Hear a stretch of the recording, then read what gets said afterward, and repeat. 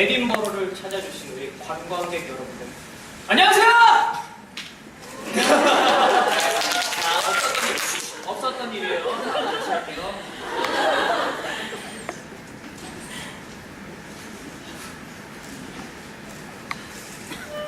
방금 건 안동이다. 자, 에딘버러를 찾아주신 우리 관광객 여러분들, 안녕하세요! 안녕하세요! 네, 반갑습니다. 오늘 관계기자, 관광객과의 대화 진행을 맡은 스퍼드 송윤택입니다. 안녕하세요. 네, 여러분, 저희 조명 잘 받고 있나요? 네, 그래요? 네. 오늘 대망의 트레이스포팅 관객과의 대화 첫 시간입니다. 오늘 이 자리는요, 여러분께서 보내주신 사전 질문하고 MD 부스, 오늘 질문판에 붙여주신 현장 질문으로 진행될 예정입니다. 그동안 저희 에딘버러를 찾아주신 우리 여러분들에겐 앞으로 조금 더 공감할 수 있는 자리가 될 것 같고요. 더불어 아직 에딘버러를 찾지 못하신 분들에게는 길잡이가 될 수 있는 그런 자리가 될 수 있었으면 좋겠습니다. 그러니까 오늘 잘 촬영해 주시고 잘 얘기해 주시고 잘 소문내 주세요. 아셨죠? 네, 감사합니다. 자, 근데 또 여러분들의 귀한 시간이 또 있고 각자만의 또 사정이 있고 또 남은 일들이 있기 때문에 오늘 혹시나 중간에 저희가 길게 하진 않겠지만 그래도 중간에 가셔야 되는 일이 생기신 분들은요, 오늘 저희 메도스파크에 보이는 듯 안 보이는 듯 했던 다람쥐처럼 재빠르게 저 퇴장해 주시면 네, 감사하겠습니다. 네, 그러면 오늘의 출연자분들과 각색에 참여해 주신 표상화 작가님을 이 자리로 모셔보도록 하겠습니다. 박수 주세요!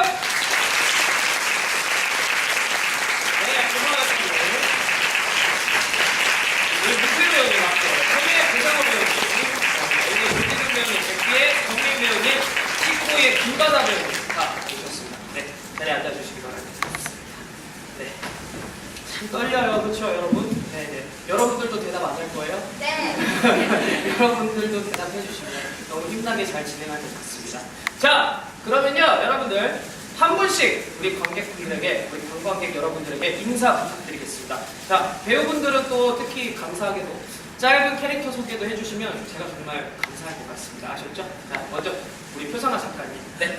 네, 안녕하세요. 연극 트레인스포팅에서 각색 맡아서 참여한 표상화라고 합니다. 반갑습니다. 네. 안녕하세요. 네. 마지막에 큰 돈을 갖고 도망가는 마크 역을 맡은 문태현입니다. 아유, 감사합니다. 네. 한 번에 이해가 되세요. 네, 안녕하세요. 리지 남친 토미 고정합니다. 안녕하세요. 꿀초 에피 엄마 엘리입니다. 안녕하세요. 돈은 무조건 똑같이 나누는 백비의 정민입니다. 네, 안녕하세요. 가증스러운 에피 아빠 식보입니다. 아, 식보의 김건우입니다. 네, 김바다의 식구인님. 네, 이렇게 다 자리를 하셨습니다. 네, 본격적으로 우리 관람객 여러분들과 또 관객과의 대화 시작하도록 하겠습니다. 자, 트레인스포팅은 짧게 소개해드릴게요. 작가 어반 웰시의 소설로 출간 당시 세간의 이목을 집중시켰는데요. 굉장히 파격적이었죠. 뒤이어 만들어진 데니 보일 감독이 감각적인 영상과 매력적인 캐릭터들로 원작의 매력을 한층 더 돋보이게 해주었습니다. 미리 접해보신 분들은 아실 수 있는 점인데요. 원작 소설과 영화 모두 각 에피소드의 중심이 되는 인물의 나레이션으로 이야기가 진행됩니다. 책과 달리 영화와 그리고 오늘 우리의 연극에서는요, 마크 중심으로 극이 진행되는 방식이에요. 자, 그러면요, 첫 번째 질문 바로 들어가도록 하겠습니다. 우리 각색에 참여해주신 표상화 작가님, 연극에서도 특정 장면을 대사나 장면이 아닌 나레이션 방식으로 묘사한 이유가 있는지 궁금하다고 일단 질문해 주셨어요. 네, 그게 진행 방식이 관객분들이 보시기에 살짝 다소 불편하셨을 수도 있을 것 같아요. 네, 나레이션의 방식을 사용한 이유는요. 우선 저희 연극 트레인스포팅이 가지고 있는 서사 구성 방식이 기존의 기승전결을 모토로 한 플롯 구조가 아니라 저희가 서사극의 방식을 사용하고 있기 때문입니다. 서사극은 보통 이제 기존 저희가 알고 있는 극의 구성 방식이 주인공이 등장을 하고 그 주인공의 반대 세력이 등장을 하고 그리고 그 둘이 갈등을 해서 사건이 만들어지고 그 사건이 해결되는 과정 속에서 이제 주제를 나타내는 게 저희가 익숙한 플롯 구성 방식인데요. 서사극 같은 경우는 이런 방식과는 조금 다르게 운영이 돼요. 그래서 이야기가 진행되는 중간에 관객하고 거리감을 만들듯이 호흡을 끊어내는 방식을 사용해서 이야기의 주제가 이야기를 보는 도중에 저 상황이 왜 저렇게 흘러가지? 라는 그런 의문점들이 관객들이 그런 의문점을 갖게 만드는 방식으로 주제를 만들어내는데요. 보통은 이제 한 드라마 속에서 주인공이나 혹은 개인의 선택이나 또는 캐릭터의 어떤 성격적 특이성 때문에 사건이 일어나는 것이 아니라 사회 구조적 모순이나 혹은 사회 현상 때문에 사건이 일어나는 그런 경우의 이야기들을 만들 때 가장 효과적으로 사용되는 방식 중 하나입니다. 재미없는 얘기 너무 길게 해서 죄송합니다. 아니요. 저 너무 재밌게 들었어요. 그렇죠? 네, 다들 재밌게 들으셨죠? 그쵸? 네. 그럼 저희 그 방식이 저희 이 친구들 정말 사회 구조 때문에 어쩔 수 없이 막 약을 하게 되는 그런 친구들한테 딱 맞는 구조네요. 그렇죠? 네. 조금 첨언을 드리면은 이 서사극 같은 경우는 네. 굉장히 고급스러운 플롯 구성 방식이에요. 그래서 네네네. 독일의 브레이트로 시작해서 네. 영국 등에서 굉장히 유행했던 방식인데요. 네. 지금 우리 기존에 여기 배우 각 이제 트레인스포팅에 등장하는 인물들이 이런 방식으로 이야기가 소개되는 것이 원작 소설도 역시 기승전결을 사용하지 않는 플롯 구성을 가지고 있어요. 그래서 연극에서도 이런 방식을 통해서 관객들을 만나는 게 트레인스포팅이라는 이야기가 가지고 있는 의미를 전달하는 데 좀 더 도움이 될 거라고 생각해서 이런 선택을 하게 되었습니다. 물론 여러 가지 방식이 있겠지만 고급스러운 방식. 어쩐지 제가 한 번 보고 정말 이해가 잘 되더라고요. 네, 어쩐지 저랑 맞는 그런 방식인 것 같습니다. 네, 자 다음. 자, 그 다음에 이제 이야기의 중심이 되는 마크 문태우 배우님께 질문 드릴게요. 그 많은 분들이 6캐릭터, 저희 나오는 등장인물 6명에 대해 묻는 그 관계에 대해서 묻는 질문들을 많이 해주셨어요. 특히 우리 마크가 나레이션으로 끝까지 친구들에 대한 묘사를 극 중에서도 해주는데요. 우리 문태우 배우님이 표현하시는 마크에게 내 친구들이 어떤 존재인지 좀 궁금합니다. 네.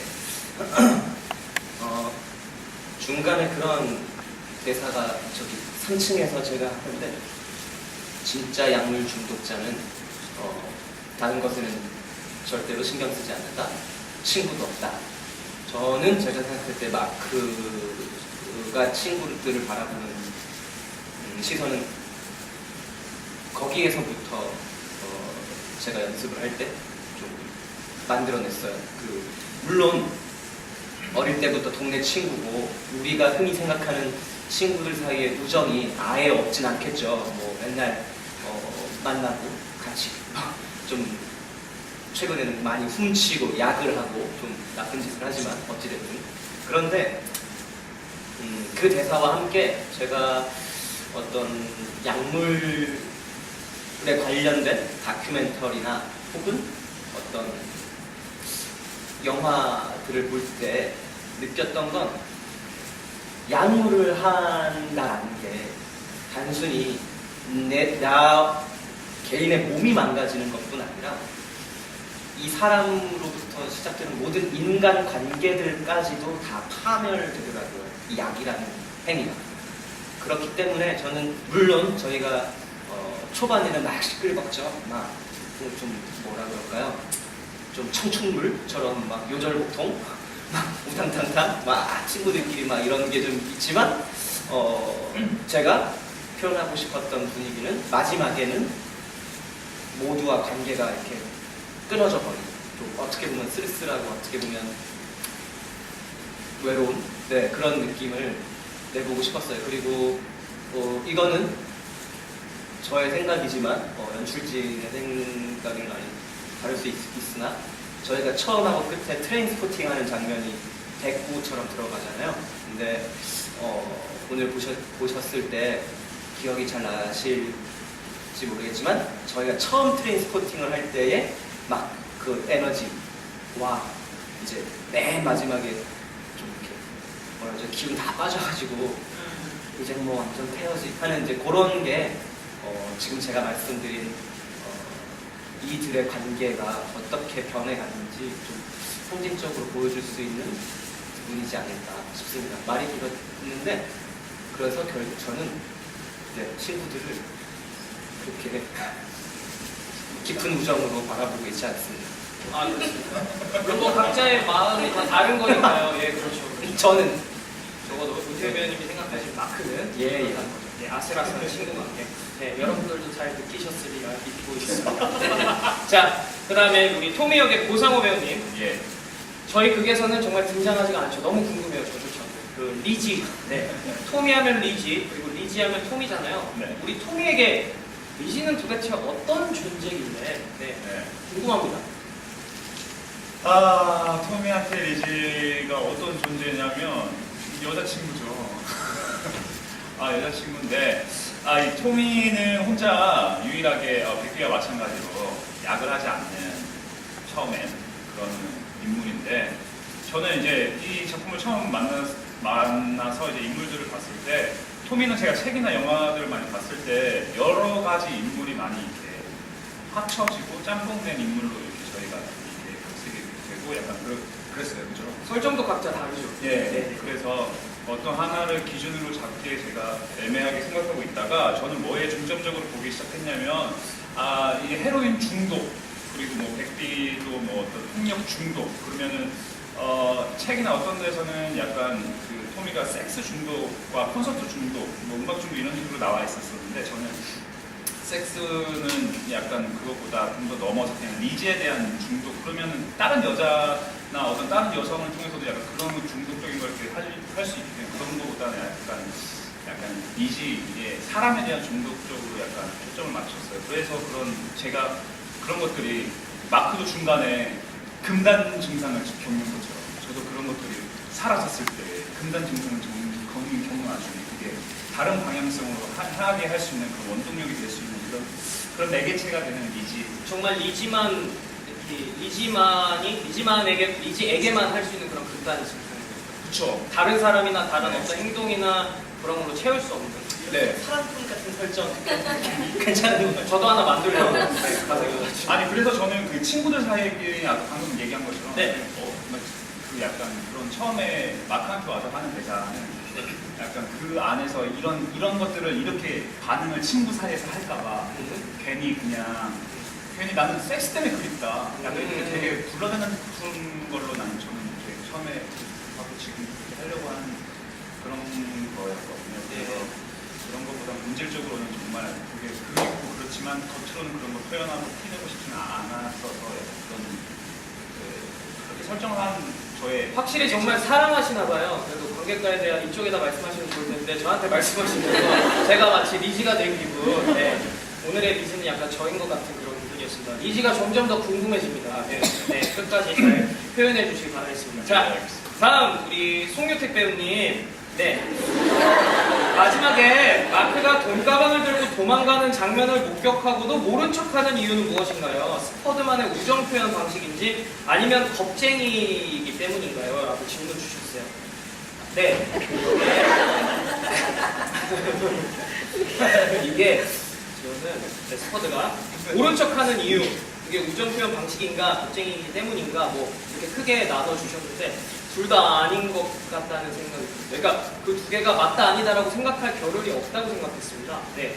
모른 척하는 이유라고 생각하면 어찌할 바를 몰라서라고 대답할 수밖에 없는 것 같아요. 저희 만들어진 연극에서.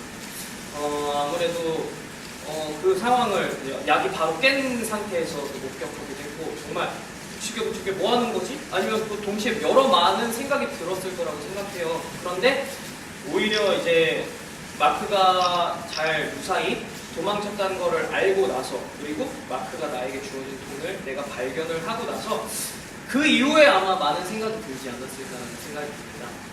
마크 입장에서 그 마크를 헤아려 보기도 하고 친구로서 그다음에 또 내가 만약에 그런 상황이었으면 어땠을까라는 생각을 하면서 어찌됐든 그때 훔치는 마크의 장면을 목격했을 때는 뭐 이렇게 어떻게 할 바를 몰랐을 것 같아요. 또 다른 장면이긴 한데 이제 그 비슷한 건 아닌데 비슷한 건 아니지만 약간 비슷한 상황?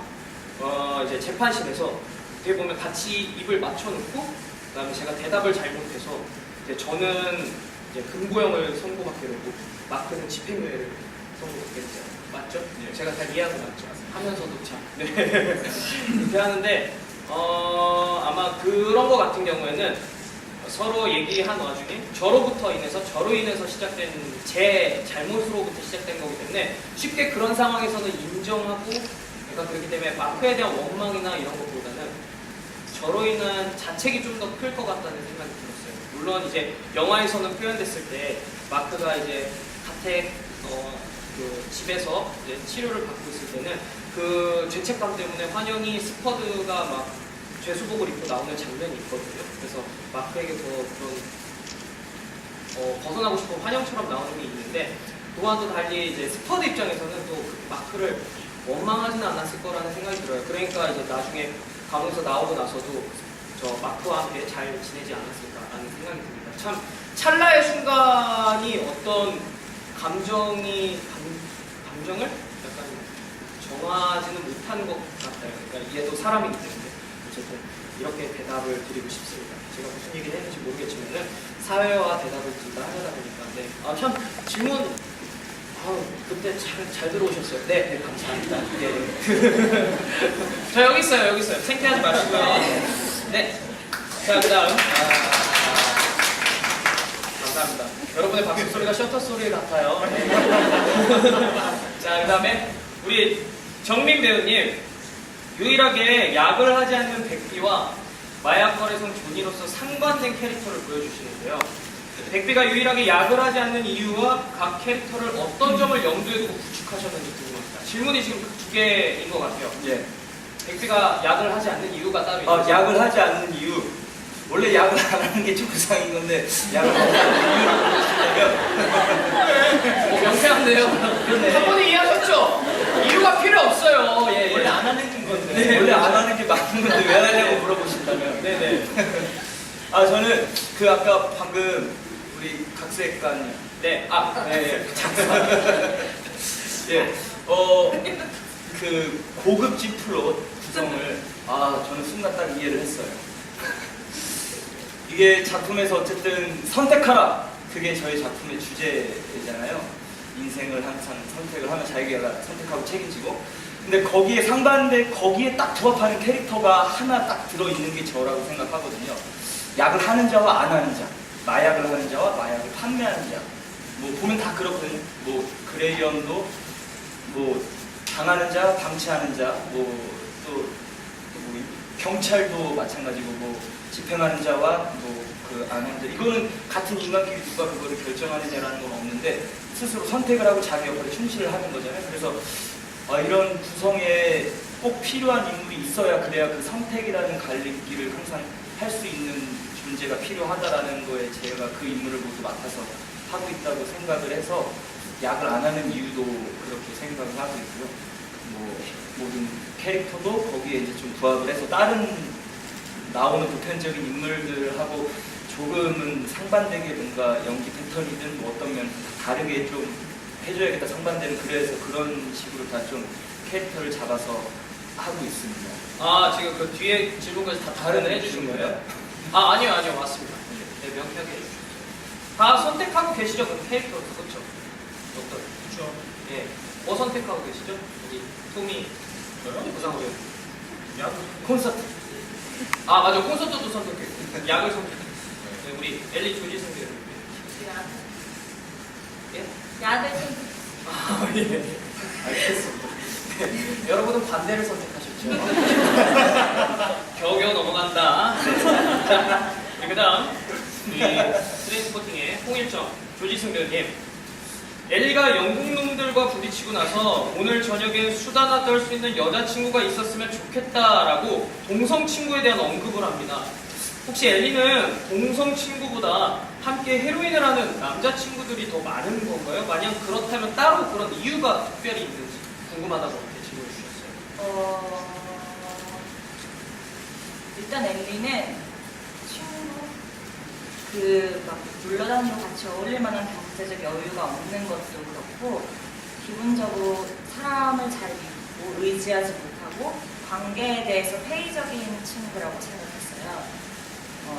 어렸을 때 부모의 애정이나 책임감도 제대로 경험해 본 적이 없고 사람들의 관계가 쉽게 깨지고 서로 상처 주는 걸 보면서 이렇게 된 것 같은데 그래서 식구이와 아이를 낳았을 때도 식구이와 어떤 타협을 보는 게 아니라 그냥 내가 혼자 키우겠다 하는 것이고, 여자친구가 없는 게 아니라 그냥 친구가 없다고 생각해요. 물론 이 친구들 좋아하고 친구들이지만 아까 마크도 그렇게 생각했듯이 우리의 생활 패턴이 바꾸고 목적, 마약이라는 목적이 바뀌기 때문에 쉽게 관계를 맺고 계속 만나게 되는 거지만 깊은 이야기를 털어놓을 수 있고 내가 의지할 수 있는 친구들은 아니라고 생각하거든요. 그래서 여자친구가 지금 이 상황에 있었으면 내가 물론 좀 위로를 받을 수 있고 공감할 수 있겠다 이런 말이지만 딱히 여자친구만 없는 건 아니라고 생각합니다. 그러니까 지승 배우님이 또 설정하신 엘리한테 예. 그런 게 더 강하다는 말씀이시죠. 네, 감사합니다. 그래도 실제로는 친구 굉장히 많으시잖아요, 그렇죠? 예, 맞아요. 저도 있고 우리 네, 다 맞아요. 친구처럼 잘 지내고 맞아요. 있는데 좀 약간 네, 저는 되게 지승 엘리와 정말 친구처럼 하고 있는데 약간 친구라고 생각 안 하신다고 보니까 약간 배신감 저 들어. 오빠 그래요? 농담이 있습니다. 서로 각자의 설정이 따로 있는 거니까요. 자, 그다음 우리 김바다 배우님 에피의 죽음으로 이 아기 에피의 죽음으로 초반과 중후반의 캐릭터 느낌이 달라지는데요. 식보이가 식보이는 에피가 처음부터 자신의 아이라는 것을 알고 있었을까요? 에피가 그리고 약을 끊으려고 그 다짐한 이유가 온전히 에피의 죽음 때문인지 질문이 들어왔습니다. 일단은 첫 번째 질문에 답을 드리자면 전 알고 있다고 생각을 했고요. 그리고 두 가지 질문에 다 답을 드리려면 저희 마크 대사 중에 아무것도 선택하지 않는 것을 선택했다라는 대사가 나오는데 저는 그 말에 이제 개인적으로 가장 어울리는 인물일 수 있다고 생각했어요. 싶어요. 왜냐면 식보에는 모든 걸 내가 선택해서 취하고 있다고 생각했거든요. 친구들, 약, 여자, 모든 걸.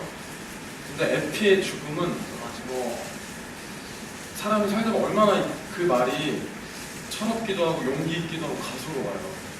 선택하지 않은 일들이 일어나는 게 인생인데 그래서 식보이는 나는 뭐 다 선택할 수 있는 일인데 하고 이런 그런 생각, 어리석은 생각을 하다가 선택하지 않은 아주 엄청난 일이 일어나죠. 거기서 엄청난 쇼크를 받았을 것 같아요. 그래서 그 충격으로 마약을 아주 끊었다고 자부할 정도로 끊었다라고 콤마. 생각은 들었는데 네. 뒤에 가서 다시 약에 손을 대지 않습니까? 네. 네. 그냥 잠깐 언제 생각날 때 잠깐 하는 정도로만 약간 그런 거 아, 마약을 다시 하는 것까지? 네네네네. 그 얘기까지 해요 지금? 아니요 그냥 저 여쭤보는 거예요. 뭐 이렇게 법을 먹으세요? 아 근데 이거는 제가 꼭 건들 때 말씀드리고 싶었던 게 저희가 실은 그 중독 전문가 선생님을 하루 모시고 맞아요. 그런 좀 관련된 얘기나 네. 간단한 질의응답을 들을 수 있는 시간들이 좋은 있었는데 시간이었죠. 그때 저도 조금 이해가 풀리는 지점이 마약하고 끊고 다시 하는 게 왜 이렇게 쉽지? 너무 이렇게 느닷없이? 막 이런. 근데 선생님한테 중독자들의 꼭 마약이 아니더라도 알코올 중독이나 뭐 다른 중독자들의 삶을 듣고 나니까 우리가 가진 교육을 통해서 갖게 된 뭐 일반적인 도덕성, 사회성 이런 걸로는 이해할 수 없는 그 범주가 있구나, 그들의 삶의 굴레가 있구나라는 걸 이해하고 나니까 한 사람들만 또 이해할 수 있는. 네, 그냥 전 안 했어요. 네. 다시는 안 할 것처럼 끊었다가 다시 하고 이런 게 그들의 굴레일 수 있겠구나. 식구이도 그 굴레를 똑같이 그쵸, 그 안에 있겠죠. 저 똑같은 생각이에요. 네, 알겠습니다. 저기 잠깐 첨언을 하자면 예. 담배 같은 경우도 네. 그러니까 마약보다 훨씬 중독성이 어떻게 보면 덜한 또 담배도 한 번 피는 사람들이 말하기를 담배는 한 번 피기 시작하면 평생 참는 거지. 끊는 건 없다. 막 10년을 끊었다가도 아씨 그럼 어느 날 생각 그러면 그냥 바로 담배를 그날부터 다시 피기도 하고. 근데 그런 것과 관련해서 이해할 수 있는 것 같고, 그다음에 그때 선생님이 이거는 그러니까 저희의 이해를 쉽게 하기 위해서 예로 들어주신 단어가 그러니까 오이가 네, 한번 오이지로 담그면 그렇다고 오이가 아니냐, 다시 절대 오이가 될 수 없는 있는. 맞아요, 진짜 실제로 그 예. 이해가 되더라고요. 네, 오이지 다시 절대로 오이가 될 수 없죠. 오이는 언제든지 오이지가 될 수 있죠. 네, 그냥 이게 심각한 얘기니까. 예. 어쨌든 그렇게 이해를 해주시면 네, 알겠습니다. 자, 우리 6명의 오이들과 함께하는 영화 진행되고 있는데요. 자, 다음은 이번에는 이 마크의 금단 증상 장면에 대한 질문이 굉장히 많았는데 한 번에 한번 질문을 해보도록 하겠습니다.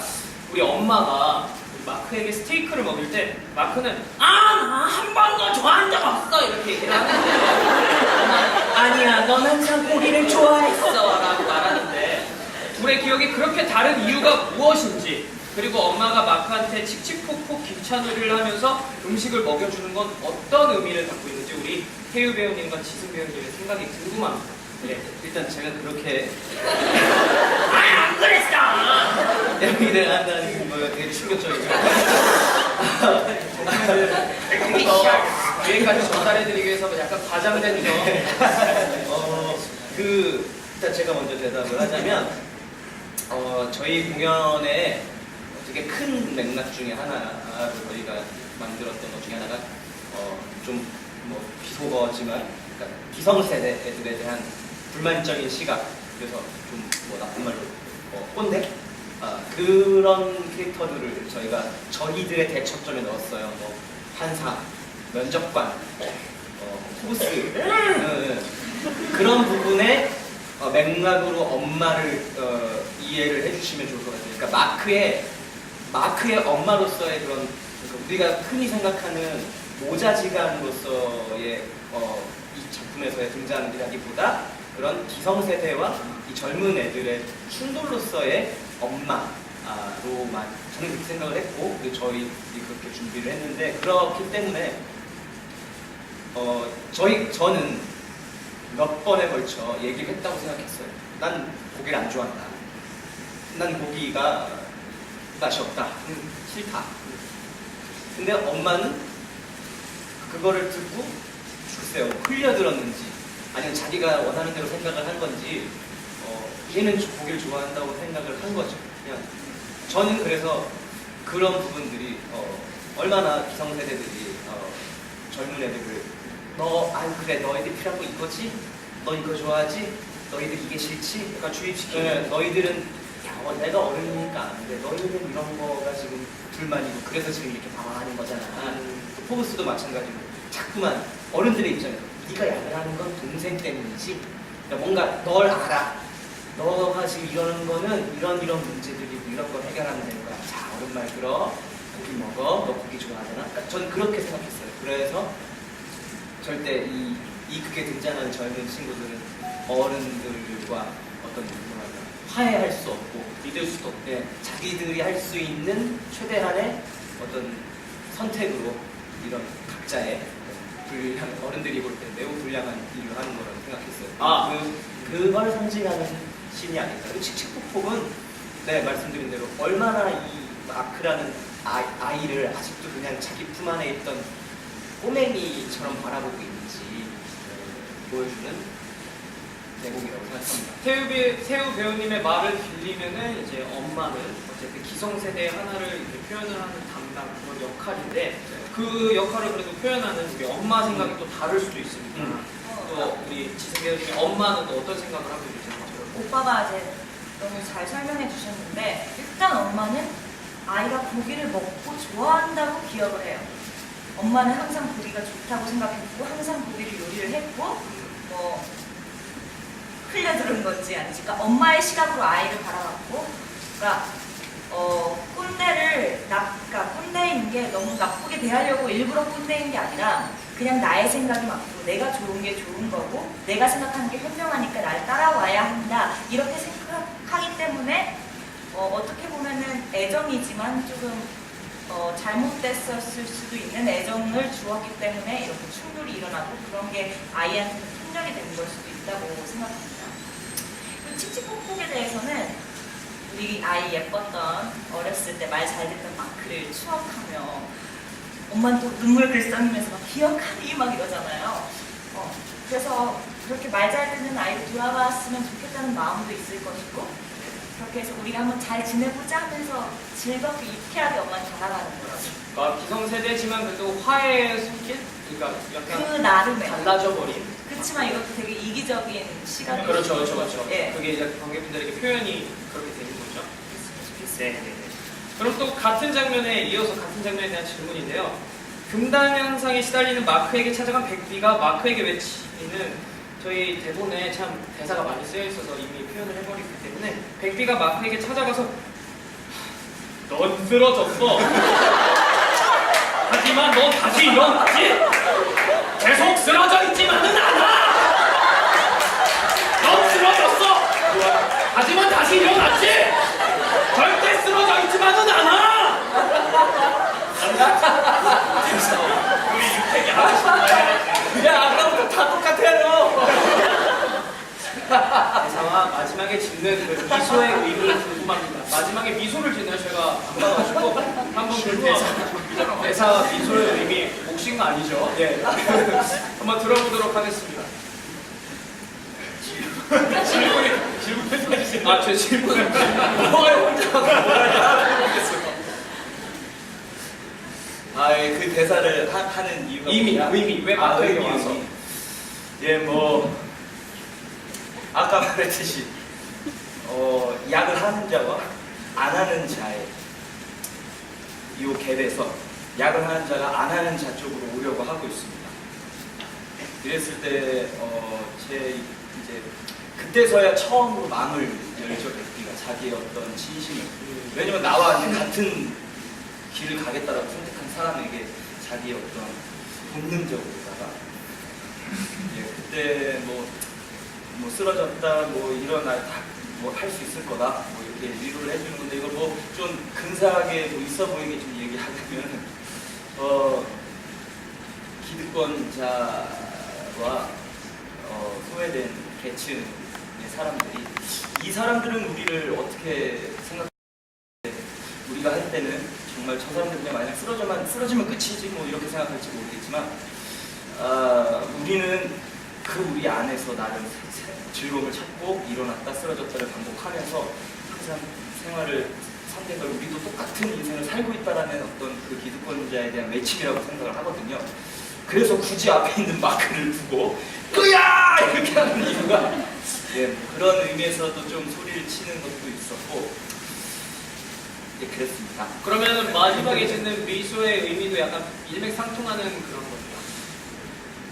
그렇죠. 그 미소, 우리도 충분히 웃으며 즐겁게 살고 있다는 어떤 저만의 알 수 없는, 그래서 소심하게 조명이 꺼질 때쯤 왜 이렇게 딱 웃고 마는데 그걸 또 봤어. 그래도 그 미소가 매력적이니까 또 어떤 의미가 있나 해가지고 또 보신 거 아닐까요? 얼마나 매력적이었 맞습니다. 알겠습니다. 잘 알았습니다. 자, 이제 이렇게 모든 캐릭터들과 그 주요 장면에 대한 사전 질문들을 몇 가지 살펴봤는데요. 다시 한번 이렇게 트레인스포팅에 지대한 것이 너무너무 감사합니다.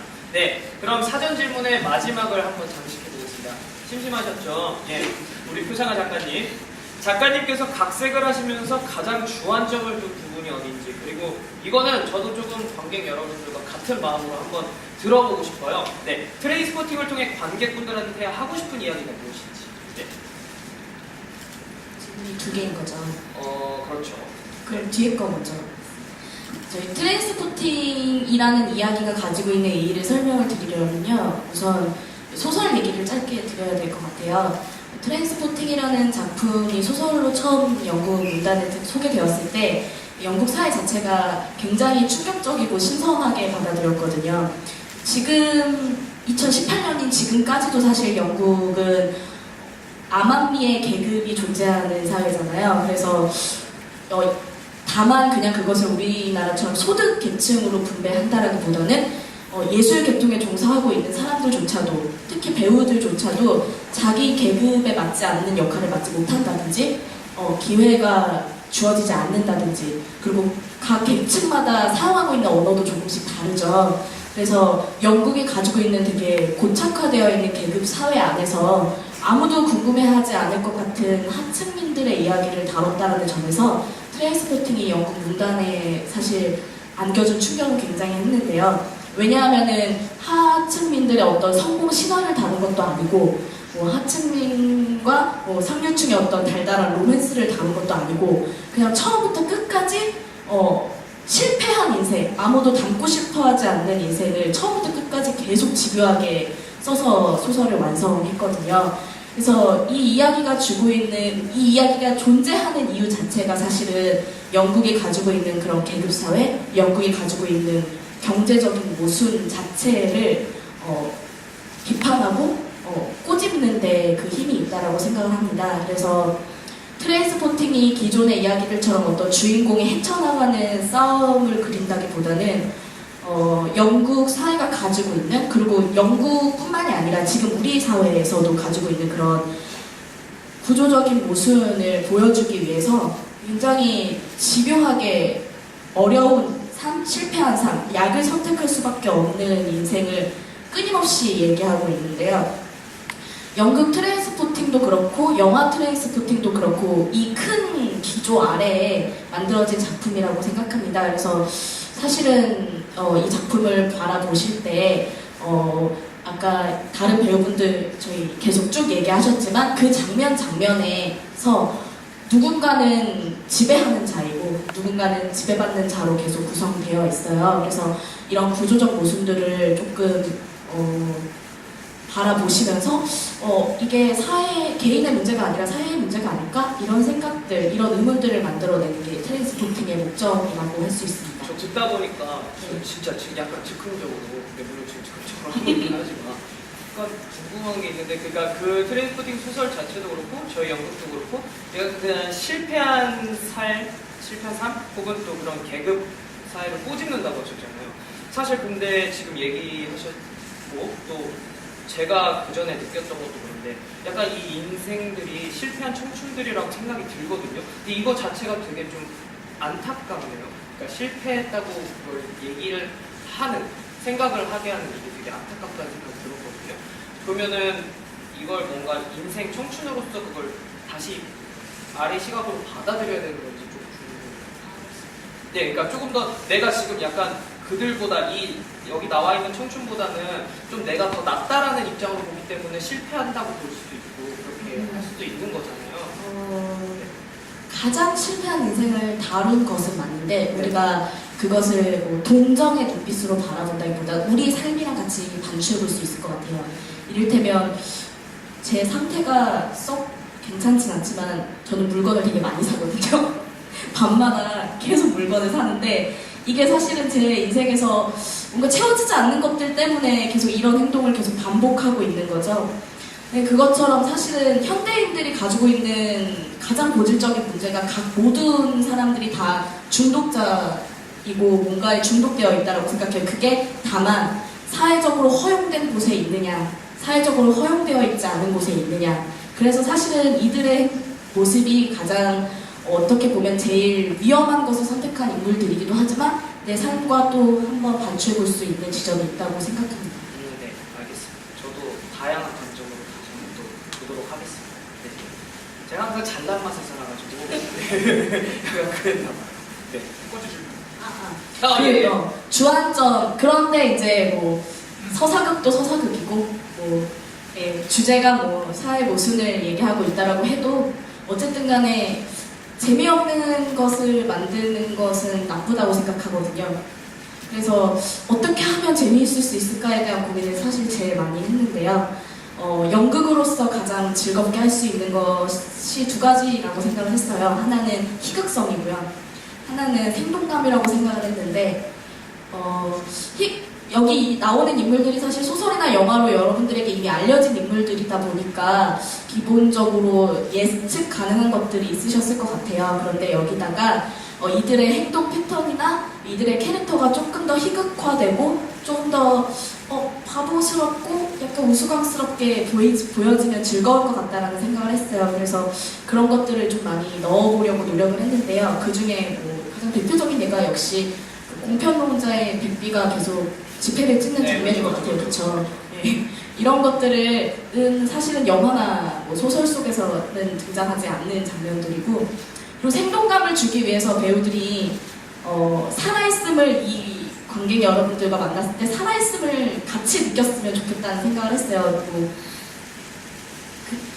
배우분들이 맡고 있는 역할이 또 20대 초반이잖아요. 그래서 20대 초반처럼 많이 뛰었으면 좋겠다고 생각을 했어요. 그래서 사실은 소설이나 뭐 영화에서는 잠깐 뛰긴 하지만 소설에서는 뛰는 장면이 없거든요. 그래서 뛰는 거를 최대한 많이 넣어보려고 노력을 했는데요. 왜 없는 거야? 네. 저도 물론 객석까지 뛸 거라고는 생각을 안 했어요. 이게 그러니까 왜 네. 객석을 뛴다라고는 생각을 안 했는데 어쨌든 대본으로 각색을 하는 작업 속에서 유쾌한 코믹한 요소들을 잘 살려내려고 노력을 했고요. 그리고 이제 많이 뛰게 만들어야겠다라고 생각해서 뛰는 장면들을 최대한 네, 어떻게 생각하시는지 모르겠는데 저도 관객들이랑 똑같은 자리에서 극을 보는 관객 중 한 명이잖아요. 근데 저는 뛸 때 참 좋거든요. 저도요.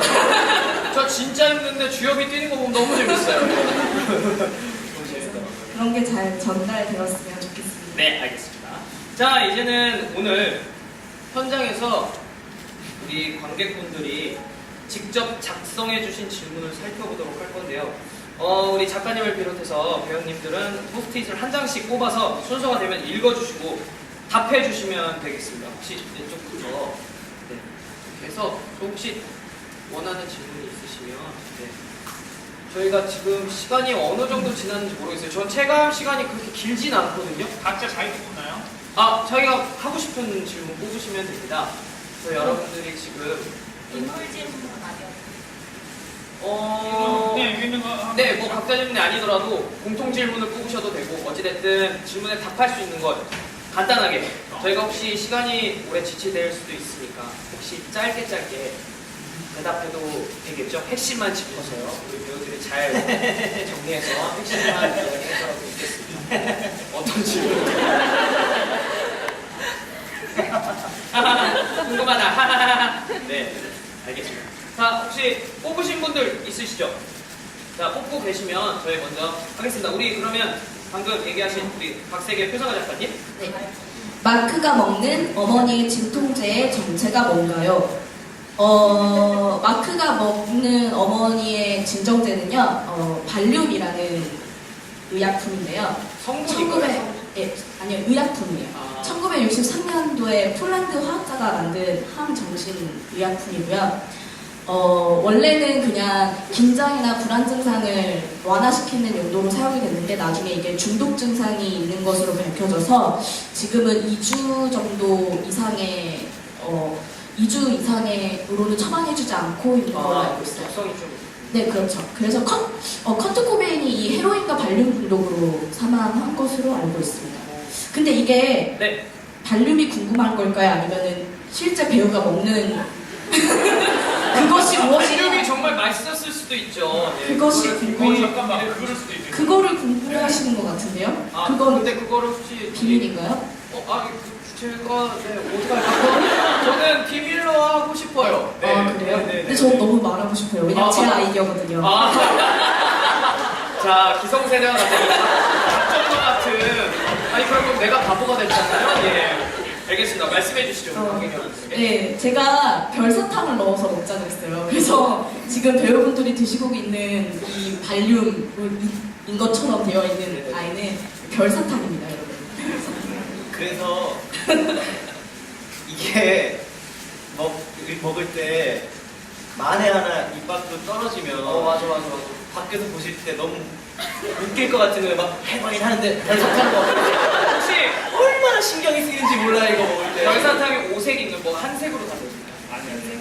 색깔이 형형색색에 별사탕이라 먹을 때마다 아주 신경 써서 먹고 있습니다. 그래도 진정제를 먹는 마크에게 집중해 주시기 바랍니다, 여러분. 그다음부터 또 입만 보는 거 아닌가 모르겠어요.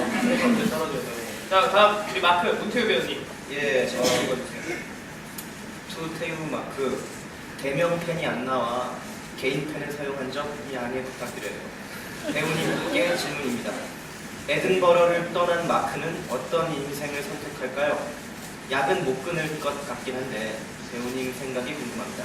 제 글씨도 해롱해롱하네요. 우와, 마크까지 이제 아프지 마세요. 네. 이 부분은 어떻게 보면 제가 이 작품을 바라보는 태도의 문제이기도 한데요. 마크를 연기하고 마크로서는 행복하게 살았으면 좋겠죠. 근데 제가 이 작품을 준비하면서 바라본 약물 중독자들, 그리고 아까 말씀하신 그 약물 중독자들을 평생 치료하고 그분들의 갱생을 도와주시는 분들의 시각으로 볼 때 약물 중독은 네, 결말이 행복하면 안 된다고 생각했어요. 약물을 한 사람의 결말이 네, 아름답거나 행복하면 안 될 것 같다. 그러면 안 된다. 라고 저는 생각을 했고, 그래서 마크는 에든버러를 떠나서 제 바램은 그렇지 않지만 제 생각은 약을 또 구입하고 약물에 좀 더 많은 돈이 생겼잖아요. 네. 그러면 사실 약물과 돈은 뗄래야 뗄 수가 없거든요. 원래 약을 구하려다가 돈이 모자라니까 이젠 돈을 구하려고 절도자가 되고 범죄자가 되는 거예요. 악순환이죠. 근데 이제 돈도 많으니 얼마나 더 양질의 약을 취했을까요? 제가 생각할 땐.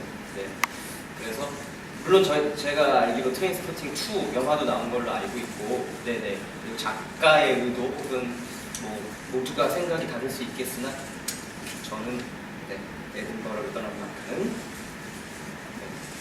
불행하게 약을 다시 손대고 하는 삶을 살았을 것 같습니다. 안타깝네요. 그렇죠. 하지 말았어요. 약을. 너무 마크 혼내시는 거 아니에요? 네, 아니 아까 말씀하신 그 약의 약 이야기와 약간 인맥상. 네. 약은 특히나 뭐 많이들 이 작품의 정보를 접하셨을 때 아실 수도 있는데 그 어떤 약물 종류, 뭐 스피드, 바이옴, 뭐 LSD, 애시드, 뭐 등등등 뭐 우리가 흔히 우리나라에서 얘기하는 그 필로폰 등등등 이 무슨 약물 표가 있대요. 그 약물을 연구하시는 분들의 그 표의 제일 끝 제일 높이 있는 게 헤로인이래요. 이거는 그냥 아예 다른 마약들하고 아예 급이 다른 거의 뭐 안드로메다에 가 있는 이거는 하면 그냥 끝. 네. 근데 우리가 하는 게 헤로인이기 때문에 더더욱이나 좀 더 양질의 헤로인을 했겠죠.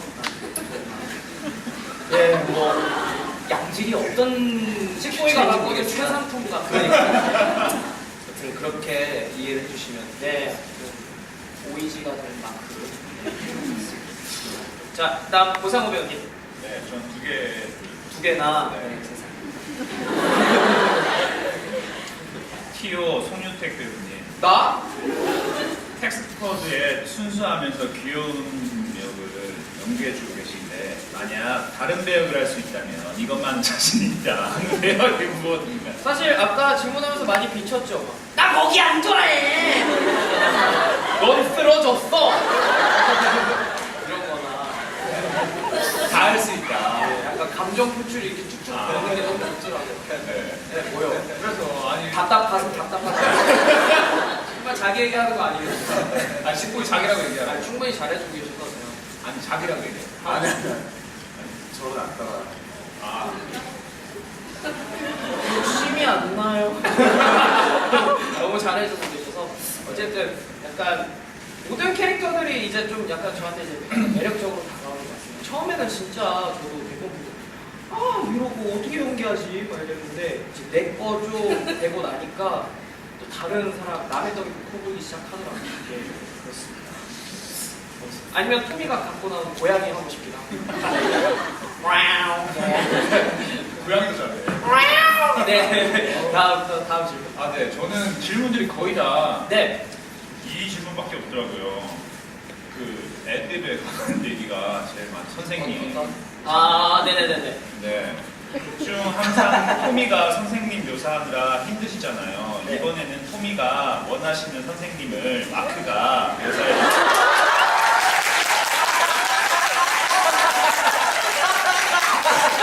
토미 그동안 당한 수모를 대갚아주세요. 아, 나 진짜 이런 거 잘 못하는데.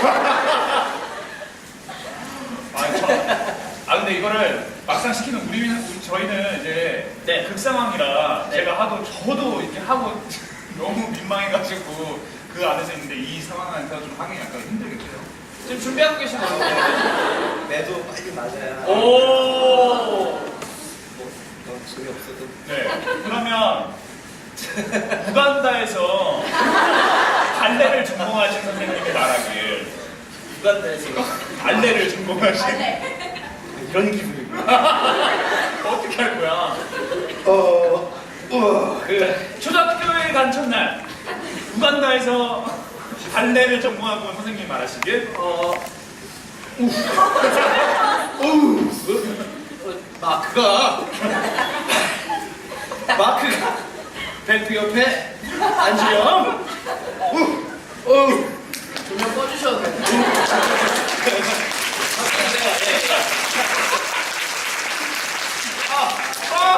이게 누구예요? 너무 감사해요. 예, 감사합니다. 와. 매를 먼저 맞으면 종구 형도 시키고 싶다. 내일 반대 때 오세요. 네. 예. 그다음 우리 조지승 배우님. 토미가 진짜 고생. 저는 인물에 관한 질문은 아니고 예. 다이어트 하셨다고 들었는데 지금 이 순간 가장 먹고 싶은 음식은 있어요. 다이어트는 사실 이틀 이상 못했는데 먹고 싶은 게 너무 많이 떠올라가지고 저는 메가박스 치즈 팝콘이 제일 먹고 싶은데 치즈 캐러멜 반만해서 치즈 좀만 더 많이 주세요. 근데 메가박스 분당 서현점이 제일 맛있고요. 그리고 동대문도 괜찮고 고속터미널점 그리고 코엑스는 왔다 갔다 해요. 그리고 나머지 메가박스는 맛이 없어요. 참고하세요. 이 발언으로 인해 다른 메가박스가 또 선전할 수 있겠네요. 그렇죠? 네, 근데 지승 배우님의 또 입맛이긴 하지만 또 다른 메가박스가 우리가 질 수 없다 네. 해가지고 또 분발할 수 있는 거니까요. 근데 어디가 제일 맛있다고요? 가보. 분당 서현점. 그리고 서울에 사신다면 동대문이나 고속터미널점. 예, 알겠어요. 지금 어찌됐든 메가박스 치즈 팝콘이 제일 먹고 싶다. 치즈 캐러멜 반만. 치즈 팝콘. 치즈 좀 더 많이. 근데 오늘 열심히 하셔서 오늘 이따 심야 영화 보러 가시면서 사 드셔도 될 것 네. 같아요. 네네네. 맛있게 드세요. 네. 성민 배우님. 저는 카라멜 팝콘 좋아해요. 아니요, 아니요. 아니, 그건 나도 좋아해요. 예. 너무 좋아. 예, 저는 뭐 간단한 거 몇 장 걸러있습니다. 백비가 마크를 찾아오는 장면은 현실인가요, 환상인가요? 예. 이 질문을 은근히 몇 번 받아가지고 네. 이게 왜 환상 같다라는 생각했다라는 것 자체가 되게 창의적이라서 되게 놀라웠습니다. 그래서 그런 생각을 왜 들었을까? 나 이건 처음 봤습니다. 그거 나 안 했어. 연습할 때 이 사실을 알았더니 뭔가 더 훌륭한 지금이라도 늦지 않은 예, 감사합니다. 대답은 현실이죠, 현실. 예.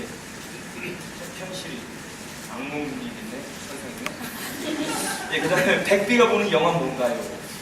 백비는 카라멜 팝콘을 샀어. 영화 뭐 봤죠? 반지의 제왕 안 됐어. 처음에 이게 영화를 저희가 본다는 설정으로 해서 뭐 리즈 만나러 갈 때 뭐 영화 보러 간다 뭐 이런 식이 있어. 뭐 연습할 때. 네, 이런 게 있었는데 그때 뭐 해리포터랑 뭐 반지의 제왕 뭐 이런 거 나왔었는데 예, 그런 것 중에 하나 봤는가 봐요. 오늘의 백비는 그러면 시대를 다 떠나서 오늘의 백비는 카라멜 팝콘 사서 어떤 영화를 보셨을 것 같아요? 네? 지금 영화를 뭘 하고 있는지도 잘 몰라가지고 솔직히 팝콘 다 쏟을 것 같아요. 그래서 뭘 모르겠네요. 그 보고 싶은 영화가 있다면? 모르겠다고 지금. 영화 뭐 하는지도 모르겠네. 나 그거 보고 싶어요. 신과 함께. 아직 안 보셨어요? 네. 카라멜 팝콘 사셔서 보셨으면 모르겠어요. 네. 네. 그리고 또 하나. 네. 예, 정민댁. 식보기와 토미는 모르는 비행기의 재미를 알려주세요.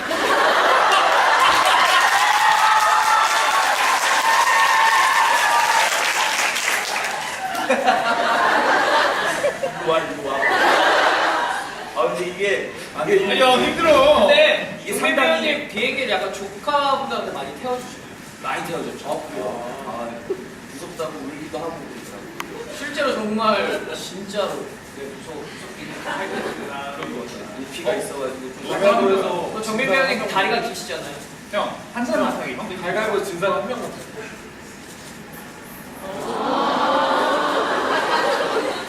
여러분 집에 안 가세요?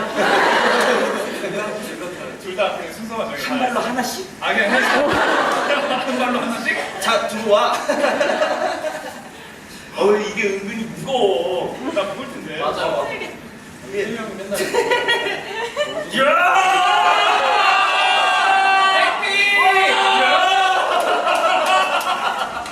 와! 재밌지? 야, 처음 느껴본 기분이야. 어떤다고? 나 약간 궁금했어. 직구에 그냥 상관이야. 나 궁금하네. 아니, 나하고 지금 힘들어.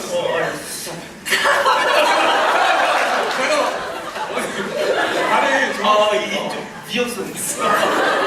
간다!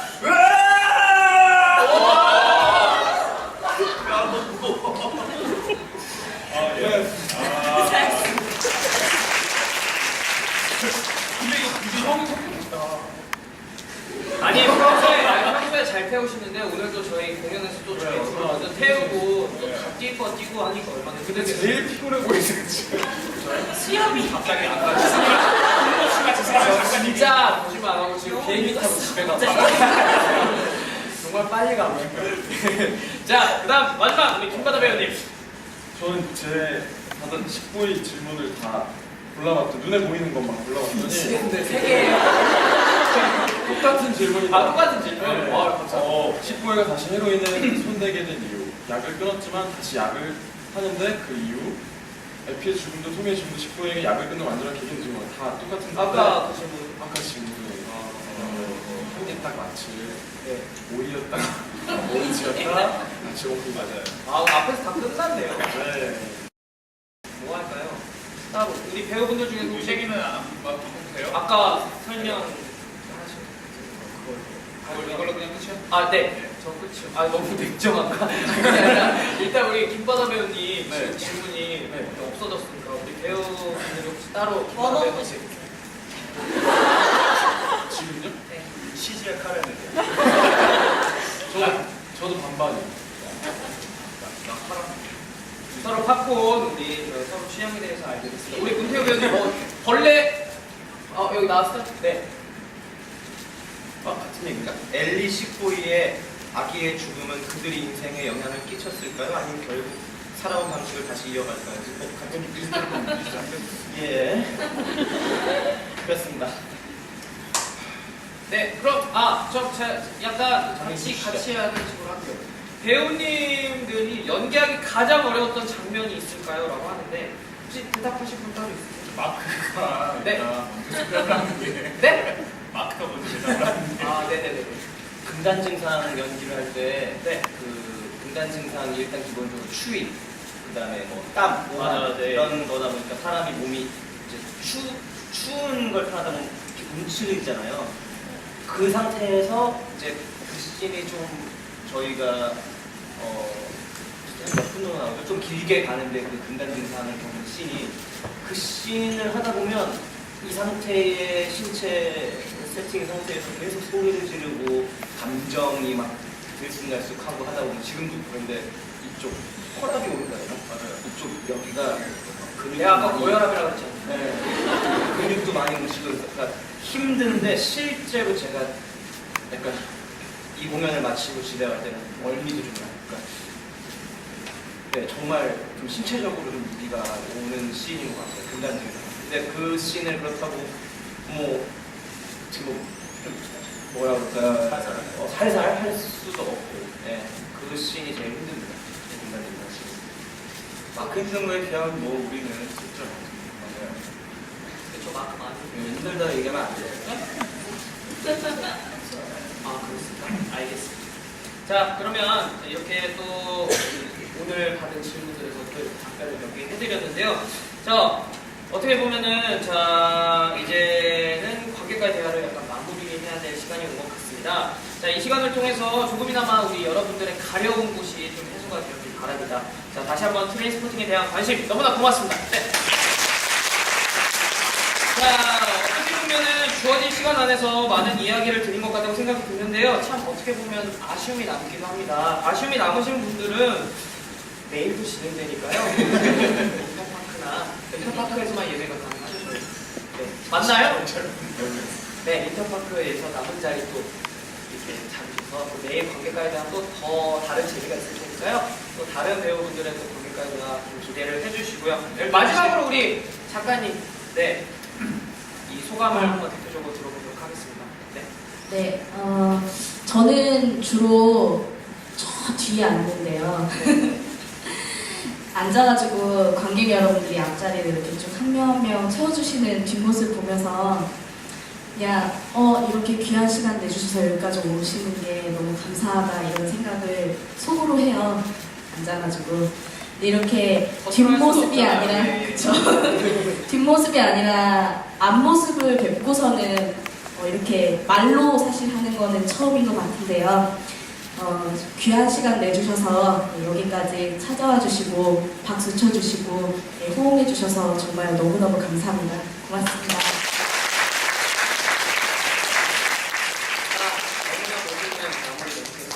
자, 여러분 트레이스포팅 이제 딱 반을 달려왔습니다. 정말 남은 기간도 저희가 열심히 달릴 테니까요. 에딘버러 많이 앞으로 찾아주셨으면 감사하겠습니다. 자, 긴 시간 동안 자리해 주셔서 감사드립니다. 고맙습니다. 자, 그럼 마지막으로 여러분들과 저희가 선창을 하면 여러분들과 함께 마무리하는 시간으로 가져보도록 할 텐데요. 힘찬 구호와 함께 이제 우리 각자의 집으로 돌아갈 시간이에요. 자, 어떤 구호 저희 백비 네, 설명해 주세요. 예, 그럼 다 알 겁니다. 하겠습니다. 아니요. 그래도 혹시 모르니까. 나는 전 좀 모르겠거든요. 그 설명을 좀 친절하게 간단하게만 해주시면 같이 우리 1, 2층 다 준비되면 하는 걸로. 돈은 무조건 똑같이 공평하게. 이거 봐, 몇 명만 알잖아. 똑같이 하면 공평하게라고 하면 됩니까? 자, 모읍시다 저희. 관객분들 다 똑같이 따라해 주셔야 돼요. 아셨죠? 네. 해주실 거예요? 네. 춤도 해주실 거죠? 네. 그러니까 100배 선창으로 한번 해보겠습니다. 자, 돈은